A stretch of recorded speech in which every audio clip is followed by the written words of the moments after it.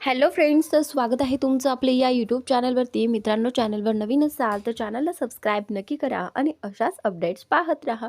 चला तर मग व्हिडिओकडे वळूयात. तर आता मालतीने इंद्रा आणि राणीला थांबवलेलं आहे. मालती इंद्राला बोलते की थांब इंद्रा, कुठेही कोणीही जायचं नाही. त्यानंतर आता मालती बोलते की मला सांग इंद्रा, हे सगळं काय चाललं आहे? कारण कालच या मुलीने मला शब्द दिला होता की ती तुझ्याबरोबर बाहेर जाणार नाही. मग आज ती तुझ्याबरोबर बाहेर कशी काय गेलीस? त्यावेळी आता इंद्रा जो आहे तो आईला सांगू लागतो की आई, खरं तर माझ्याबरोबर तिचं काम होतं आणि त्याचमुळे मी तिला सोबत घेऊन गेलो होतो. आणि खरं तर ती यायलाही तयार नव्हती, पण तरीसुद्धा मी तिला फोर्स केला, कारण कामाचा विषय होता आणि जिथे काम असतं तिथे मी हलगर्जीपणा करत नाही. त्यावेळी आबा जे आहे ते बोलतात की हो, मला माहीत आहे, माझा इंद्रावरती पूर्ण विश्वास आहे आणि तो असं वागणार नाही. तर त्यावेळी आता मालती जी आहे ती गप्प बसते, कारण तिला माहीत आहे काहीही बोलून आता काहीच फायदा नाही. इंद्र दरवेळी तिची चूक पोटात घेतो. त्यानंतर इथे विक्रम तिथे येतो आणि मालती जी आहे ती विक्रमला विचारू लागते की विक्रम, खरंच या मुलीचं इंद्राबरोबर काम? त्यावेळी इंद्राला प्रश्न पडतो की विक्रम नक्की काय सांगेल. त्यावेळी विक्रम म्हणतो की खरं तर काकी, मला इंद्रासोबत जायचं होतं, पण मला काय माहिती इंद्राला राणीला सोबत न्यायचं आहे. खरं तर मी त्याला बोललो होतो की आपण दोघं जाऊ, पण तो बोलला की नाही. की त्यानंतर तो बोलतो की मला काय माहिती त्यांना दोघांना प्रायव्हसी हवी असेल आणि म्हणूनच त्याने मला नेलं नाही, तर त्याने राणीला नेलं. त्यानंतर आता इथे मला ती बोलते की इंद्रा, तुझ्याकडून अशी अपेक्षा नव्हती. त्यानंतर आता इंद्रा जो आहे तो बोलतो की खरं तर आई, मला वाटतंय यात राणीची काहीच चूक नाही. यात जी काही चूक असेल ती माझीच असेल आणि हे सगळं मी फक्त कामामुळे केलं आहे. आणि हवं असेल तर केटीलाही विचारा. त्यानंतर रत्नाई जे आहेत त्या बोलतात की हो, केटी आले होते आणि राणीला लीगल कामासाठी मीटिंगसाठी घेऊन जाणार आहे असं सांगून ते गेले होते. तर त्यावेळी आता विक्रम बोलतो की पण इंद्रा, तुला कुणाला तरी सांगायला हवं होतं, तुला मला तरी सांगायला हवं होतं. तू त्या केटीवरती विश्वास ठेवला आणि तुला मला सांगावं असं वाटलं नाही. त्यानंतर इंद्रा जो आहे तो विक्रम समोर येतो आणि बोलतो की विक्रम, खरं तर माझं चुकलं, मी तुला सांगायला हवं होतं, पण आय एम सॉरी. त्यानंतर आता इंद्रा जो आहे तो बोलू लागतो, खरं तर आपलं जर चुकलं ना तर मोठ्या मनाने माफी मागायची असते. त्यावेळी इंद्रा बोलतो की मी तुम्हा सर्वांची माफी मागतोय, खरंच मला माफ करा, माझं चुकलं. त्यानंतर आबा जे आहेत ते बोलतात की खरंच इंद्रा, तू खूप सुधारला आहेस, तू खूप बदलला आहेस आणि हा जो काही बदल आहे ना तो फक्त एका व्यक्तीमुळे तुझ्यात झालेला आहे. त्यावेळी इंद्रा बोलतो की हे फक्त राणीमुळे झाले. त्यानंतर आता इथे मालती बोलते की ठीक आहे, चला आता हा विषय इथे संपूया. तर त्यावेळी इथे उर्मिला म्हणते की पण इंद्रा भाऊजी, राणीने कालच शब्द दिला होता की ती तुमच्याबरोबर जाणार नाही, मग ती गेली, मग तिला तर माफी मागायलाच हवी, कारण चूक तिचीही आहे. त्यावेळी इंद्रा जो आहे तो बोलतो की नाही, या चूक फक्त माझीच आहे, कारण माझ्याचमुळे राणी माझ्याबरोबर आलेली आहे. खरं तर ती अगोदर नाहीच म्हणत होती, तरीसुद्धा मी तिला नेलं, कारण काम महत्त्वाचं होतं आणि मी सगळ्यात जास्त महत्त्व माझ्या कामाला देतो. तर त्यानंतर मालती बोलते की हा विषय इथेच बनवा, चला जाऊन फ्रेश होऊन या, जेवणासाठी ताटं रेडी करतो. त्यानंतर सगळेजण रूममध्ये जातात. इकडे राणीची आई आणि बुवा हॉस्पिटलमध्ये असतात आणि राणीची आई वैतागली आहे हॉस्पिटलमध्ये एका जागेवर झोपून. ती बोलत असते की अहो, आता लवकरात लवकर घरी जायला हवं, मला आता इथे कंटाळा आला आहे. तेवढ्यात तिथे डॉक्टर येतात आणि डॉक्टर आल्यानंतर ती डॉक्टरांना विचारू लागते की डॉक्टर, आम्हाला घरी कधी जायला मिळेल, म्हणजे सुट्टी कधी होईल. त्यावेळी डॉक्टर जे आहे ते बोलतात की हे पहा, काही दिवस तरी तुम्हाला इथेच राहावं लागेल. खरं तर तुमच्या तब्येतीवरती डिपेंड आहे. जर तुमच्या तब्येतीमध्ये रिकवर दिसली तर तुमची सुट्टी होईल. त्यानंतर डॉक्टर बोलतात की ठीक आहे, तुम्ही आता मला थोडंसं चालवून दाखवा.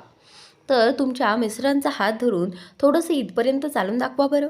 तर हळूहळू करून ती खाली उतरते आणि हळूहळू चालू लागते.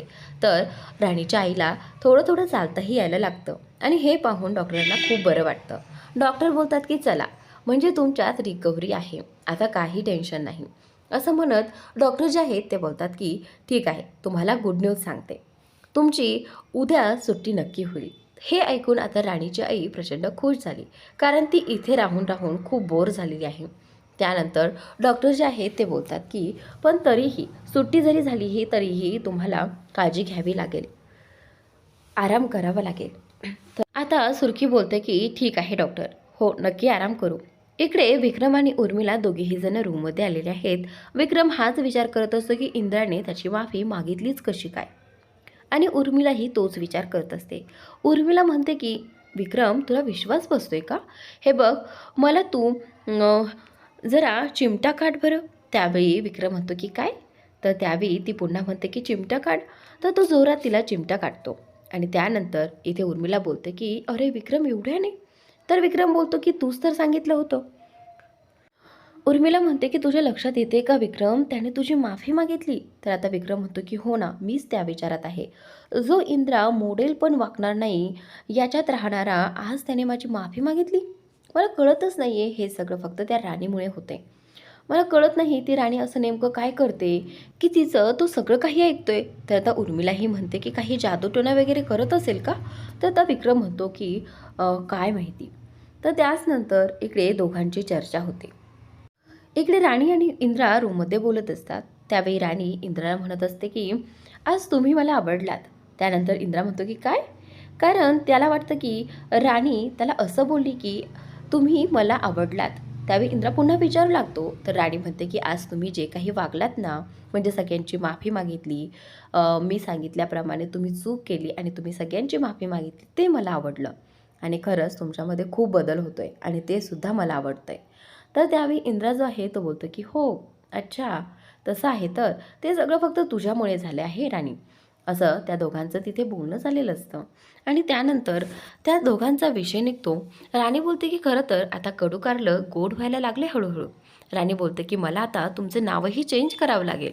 तर इंद्रा बोलतो की म्हणजे आता माझं नाव काय ठेवशील? तर राणी बोलते की गुलाबजाम. असं म्हणत आता दोघेही हसतात. आणि इंद्रा हे बोलू लागतो की तसंही मला पण तुझं काहीतरी नाव ठेवलं पाहिजे ना? तर राणी बोलते की का? आता माझं का नाव असेल? तर इंद्रा बोलतो की म्हणजे तुला राग आला ना, तू अशी फुगून बसतेस. म्हणजे काहीतरी नाव तुझं झालंच पाहिजे. त्यानंतर आता त्यावरही दोघेही असतात. आणि पुढे राणी बोलते की खरंच सर, मला तुमच्यात होणारा हा बदल खूप आवडत आहे. राणी असं म्हणून पुढे जाते. तर इंद्रा बोलतो की खरं तर मलाही तू आवडू लागली आहे.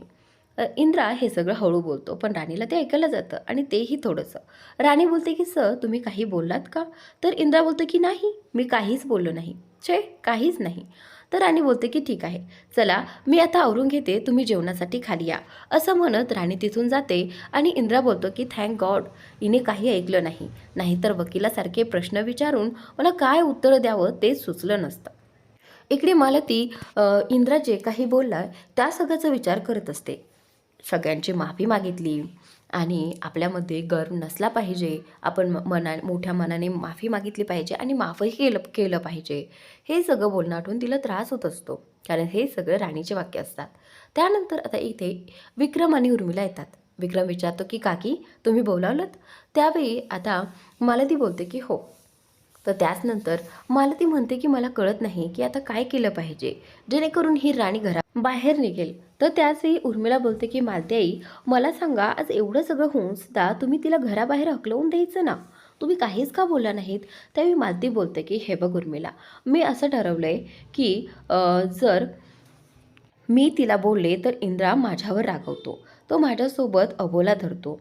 आणि आज जरही मी तिला बोलले असते तर इंद्राने तेच केलं असतं. त्यामुळे मी आता ठरवलंय, मी तिला काहीही बोलणार नाही. त्यानंतर विक्रम आणि उर्मिला म्हणतात की मग मग कसं करायचं? त्यावेळी आता उर्मिला सांगू लागते की मी जरी बोलू शकले नाही तरीही तू आहे ना, आता माझ्या जागी तू तिला बोलणार आणि तू तिला उत्तर देणार. हे ऐकूनच विक्रमही खुश होतो. उर्मिला बोलते की ठीक आहे, काहीच हरकत नाही, उर्मिला तयार आहे. त्यानंतर आता पुढील भागात इकडे उर्मिलाने आता राणीला त्रास द्यायला सुरुवात केलेली आहे. राणीचा हात कुकरला लावून तिने राणीला चटका देण्याचा प्रयत्न केला आहे. आणि ती बोलत आहे की तू आमच्या इंद्रा भाऊजीला नक्की काय केलंस गं, जे सारखं तुझ्या मागे पुढे करतात आणि तुझंच ऐकतात? त्यानंतर इकडे राणीला खूप चटका बसलेला आहे आणि ती सगळं काही सहन करत आहे. तर पुढील भागात इंद्राला तो सगळा हात भाजलेला तिचा दिसणार आहे. आणि इंद्रा राणीला त्या हाताबद्दल विचारणार आहे की तुझ्या हाताला नक्की काय झाले. आणि हे ऐकून उर्मिलाला आता टेन्शन येणार. राणी माझं नाव सांगेल की काय, असं तिला वाटू लागतं. तर पुढील भाग नक्की पहा आणि चॅनलला सबस्क्राईब नक्की करा.